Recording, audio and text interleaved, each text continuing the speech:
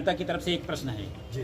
कि जैसा कि आपको विधायक चुना जाता है तो जनता के लिए आप क्या करेंगे। जनता की शिकायत रहती है कि जब कोई इलेक्शन आता है तो सभी विधायक बनने के लिए अपने अपने स्टेटमेंट देते हैं, सुविधाएं देने का प्रयास करते हैं और वक्तव्य देते हैं, शपथ ग्रहण करते हैं कि हम ऐसा करेंगे, और जब इलेक्शन जीत जाते हैं उसके पश्चात जनता को नजर नहीं आते हैं। उस पर आप क्या देखिए, इसके संदर्भ में मैं केवल एक ही बात कहूंगा, विधायक का काम विधानसभा में कानून बनाने का होता है। अगर इलेक्टेड जो रिप्रेजेंटेटिव है उसको जनता ने इलेक्टेड करने का काम किया, चुनने का काम किया, तो इस पूरे क्षेत्र में जो 9 सामाजिक समूह हैं, हर समाज में से मेरा अपना प्रतिनिधि होगा। जो विधायक की पावर होती है वो पावर मैं उनको डेलीगेट करने का काम करूंगा। हर एक समाज में से मेरे प्रतिनिधि यहाँ पर 9 सामाजिक समूह के रहेंगे। किसानों का प्रतिनिधि रहेगा, पिछड़ों का प्रतिनिधि रहेगा, अल्पसंख्यक में मुस्लिम का प्रतिनिधि रहेगा, महिलाओं का प्रतिनिधि रहेगा, ऐसे एससी का प्रतिनिधि रहेगा, एसटी का प्रतिनिधि रहेगा। हर एक समाज में से 9 सामाजिक समूह में से जिनको सारी विधायक की जो पावर होती है, मुझे करने की जरूरत नहीं, वो अपनी समस्या का समाधान वो खुद ही कर लेंगे। सारी विधायक की पावर जो होती है मैं रिटेन में उनको देने वाला हूं, और वो सारा का सारा अपनी समस्या को, चाहे वो डीएम से, चाहे वो कमिश्नर साहब से, जो भी उनकी क्षेत्रीय समस्या है, मैं विधानसभा में उठाऊंगा और सड़क पर लड़ने का काम वो यहाँ पर करेंगे। सारे प्रतिनिधि पूरे समाज के साथ में करेंगे। हर एक समाज का मेरा अपना एक प्रतिनिधि रहेगा, तो सारी समस्या का समाधान वो खुद ही कर लेंगे। जिनकी समस्या है उनका समाधान मैं विधानसभा में बोलने का काम करूंगा। ये लड़ाई है, ये सड़क, कहते हैं ना, सड़क से संसद तक, जमीन से लेकर के विधानसभा तक वो आवाज उठनी चाहिए। अगर सरकार हमारे जन विरोधी कानून बनाती है जनता के विरोध में, एक दिन विधानसभा चलने वाले नहीं है। 403 में से 402 एक तरफ हो जाए और अकेला ही उनके ऊपर मैं भारी पड़ूंगा। सबसे बड़े नेता जाने जाते हैं पूरे देश भर में। आपका राष्ट्रीय पिछड़ा मोर्चा का राष्ट्रीय अध्यक्ष भी यहाँ पे हैं। तो जो ओबीसी यहाँ पे है वो ज़्यादातर किसान है, उनकी समस्याएं हैं, उनकी जाति जनगणना नहीं हो रहा है, तो इस मुद्दे पे आप क्या कहना चाहते हैं? देखिए, पिछले लगभग 15 दिनों से मैं गोला विधानसभा में घूम रहा, तो किसानों की जो सबसे बड़ी समस्या है वो गन्ना किसानों का भुगतान नहीं हो रहा है। वो पहले नंबर की गोला क्षेत्र के किसानों की समस्या है। और जैसा कि विधायक जी ने कहा कि जब जिनको हम प्रतिनिधि चुन रहे हैं या जिन पार्टियों को हम वोट दे रहे हैं, जब वो लोग पूंजीपतियों से पैसा लेकर, चीनी मिल मालिकों से पैसा लेकर के इलेक्शन लड़ेंगे, तो चीनी मिल मालिकों पर दबाव बनाने का काम नहीं कर सकते हैं, और इस वजह से गोला क्षेत्र की जनता का विकास नहीं हो रहा। तो ये हम लोग किसान हैं, तो हम लोग ये भी जानते हैं, अगर नया बीज डालो तो फसल अच्छी आती है, बार बार वही बीज डालो तो फसल उतना अच्छी नहीं आती है। तो परवेंद्र प्रताप सिंह नया बीज है गोला विधानसभा की जनता के। रही बात जाति आधारित जनगणना का मुद्दा है, तो जाति आधारित जनगणना के लिए 25 मई को हमने भारत बंद करवाया था, और जनवरी में हम फिर से दोबारा जाति आधारित जनगणना के लिए राष्ट्रीय पिछड़ा वर्ग मोर्चा की तरफ से भारत बंद करवाने जा रहे हैं। और जब हमने भारत बंद करवाया तो बहुजन मुक्ति पार्टी ने, और परवेंद्र प्रताप सिंह जी उसके राष्ट्रीय अध्यक्ष हैं, उन्होंने हमारा समर्थन किया। नीट में जब ओबीसी को आरक्षण नहीं दिया बीजेपी ने, हमने आंदोलन किया तो परवेंद्र प्रताप सिंह ने उसका समर्थन किया। 13 पॉइंट रोस्टर के लिए जब देश में आंदोलन हुआ कि 13 पॉइंट रोस्टर खत्म किया जाए और 200 पॉइंट रोस्टर लागू किया जाए, तो उसको भी बहुजन मुक्ति पार्टी ने समर्थन किया।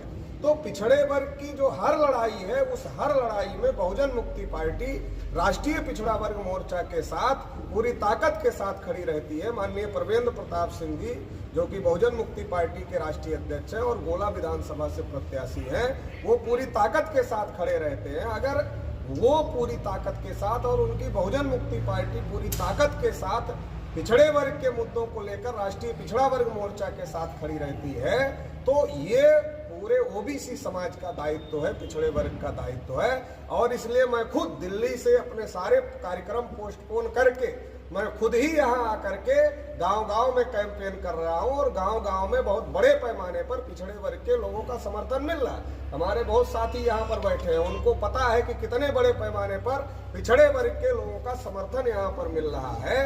तो मैं तमाम पिछड़े वर्ग के लोगों को जो गोला क्षेत्र में रहते हैं, मैं उनको ये गारंटी दे सकता हूँ, क्योंकि ये कोई मुंह से नहीं बोला जा रहा, स्टैम्प पेपर पर लिख कर दिया जा रहा है। चाहे उनकी चाहे उनके गन्ना किसानों के भुगतान का मामला हो, या आवारा पशुओं से उनका छुटकारा दिलाने का मामला हो, या जंगली जानवरों का खौफ बहुत ज़्यादा बढ़ गया है ये मामला हो, तो ये जो योगी के सांड किसानों की फसल खा रहे हैं, और किसान बोलता है तो मार भी सांड मारते भी हैं, अकेले किसान की जाने की हिम्मत नहीं होती सांड भगाने के लिए, 4-4 किसान को एक साथ जाना पड़ रहा है, रात को 12-12 बजे जाना पड़ रहा है। तो ये जो सारा अन्याय अत्याचार है गोला में, और इतना ही नहीं है, गिरी जी तिवारी जी गिरी जी यही चल रहा है गोला में 30-35 साल से। हमारी आबादी ज्यादा है, हमारी संख्या ज्यादा है, पिछड़े वर्ग के लोगों के कम से कम 2 लाख वोट हैं, मगर पिछड़े वर्ग के लोगों को टिकट नहीं मिलता है, और टिकट गिरी जी को तिवारी जी को मिलता है, क्योंकि अगर हम गिरी जी तिवारी जी को वोट दे देंगे तो टिकट हमारे आदमी को क्यों मिलेगा? पटेल जी एक अगर टिकट चाहिए तो हमको बदलना पड़ेगा। तो ये हमको इसलिए परवेंद्र प्रताप सिंह को इस बार तमाम पिछड़े वर्ग के लोगों का समर्थन है, गांव-गांव से लोग सपोर्ट कर जी कि प्रेसिडेंट बार बार कह रहे हैं जी, और तमाम जिसका जो चैप्टर होता है जी, जो विषय विशेषज्ञ होता है जी, हृदय का ऑपरेशन आप कर पाओगे? नहीं, आँख का? वो मेरा है ही नहीं का। तो जिसका जो काम है वो ना माहिर प्रवीण है। सवाल करो किसानों के बारे में जी, अगर करना चाहते हैं। हाँ, तो सर जैसे कि आपने बहुजन मुक्ति पार्टी का जो है समर्थन दिया है, किसानों के एक बड़े नेता है, तो क्या चैनलों के माध्यम से अपील करना चाहते हैं गोला की विधानसभा की जनता से कि बहुजन मुक्ति पार्टी आपके लिए क्या बेहतर कर दिखाएगी? पहली बात तो आज़ाद भारत में 1946-47 से लेकर आज तक कोई भी पार्टियाँ, चाहे वो राष्ट्रीय हो चाहे राज्य दर्जा प्राप्त हो, इस टाइप का गारंटी नहीं। गारंटी देते तो स्वामीनाथन रिपोर्ट आ जाता। ये तो अभी 50% लागत मूल्य से 25 की बात कह रहे हैं, मगर स्वामीनाथन रिपोर्ट कहता है लागत प्लस 50%। ये हमें अभी संभावना इसी में है कि ये थोड़ा कम किए हैं, बाद में प्रेशर हम डालेंगे, ये भी कर देंगे। इसका सिद्धांत स्वामीनाथन का है। दूसरी बात, बजाज कंपनी इतनी बदमाश है, पूरे ऑल इंडिया या उत्तर प्रदेश में जितनी बजाज की कंपनी है वो 14 दिन में भुगतान करने का है, लेकिन 2 साल 3 साल का भुगतान नहीं किया। समझ रहे हो? बजाज कंपनी जी जी, उसका रिश्ता सीधे बीजेपी से है, और बीजेपी का रिश्ता गिरी से है, और ब्राह्मण एंड कंपनी तिवारी से है। तो इसलिए 14 दिन का भुगतान किसानों का गन्ना का अखिलेश जी की सरकार में था, लेकिन आज 3 साल हो रहा है, उनका कोई वो लोग बंदोबस्त नहीं कर पा रहे।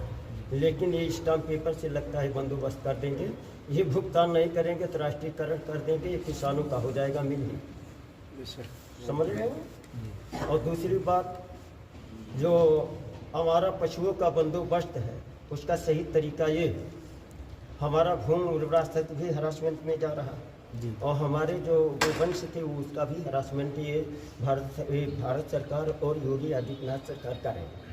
अगर 4 रुपये किलो कच्चा गोबर हमारा खरीद लेती सरकार नगद और 3 रुपये का मूठ खरीद लेता, तो एक हमारा पशु रोड पर नहीं घूमते, खेतों पर नहीं घूमते, और उसी का जैविक में ट्रांसफ़र कर देता, तो हमारे उपजाऊ बढ़ जाते, हमारे किसानों का क्रय शक्ति बढ़ जाती हाथ में। यही छत्तीसगढ़ में हो रहा है। एक भी गोबर कहीं भी सड़कों पर नहीं है। स्वच्छ छत्तीसगढ़ के बजाय उत्तम उत्तर प्रदेश हो जाता, आमदनी बढ़ जाता, खेतों का हो जाता, और गुणवत्ता युक्त अनाज पैदा होता, जो बीमारी हो वो भी कंट्रोल हो जाता। हमें लगता है यही कर पाएंगे। जो चरित्र है उसको समाप्त करना चाहते हैं, इसीलिए हम जो है ये अभी आपको दिखाया गया कि ये आज तक भारत में किसी भी पार्टी ने जो है स्टाम्प पेपर पर जो है वो 10 पैसे की 10 रुपये की स्टाम्प पेपर पर देने की हिम्मत नहीं है, क्योंकि सारे लोगों ने धोखेबाजी किया।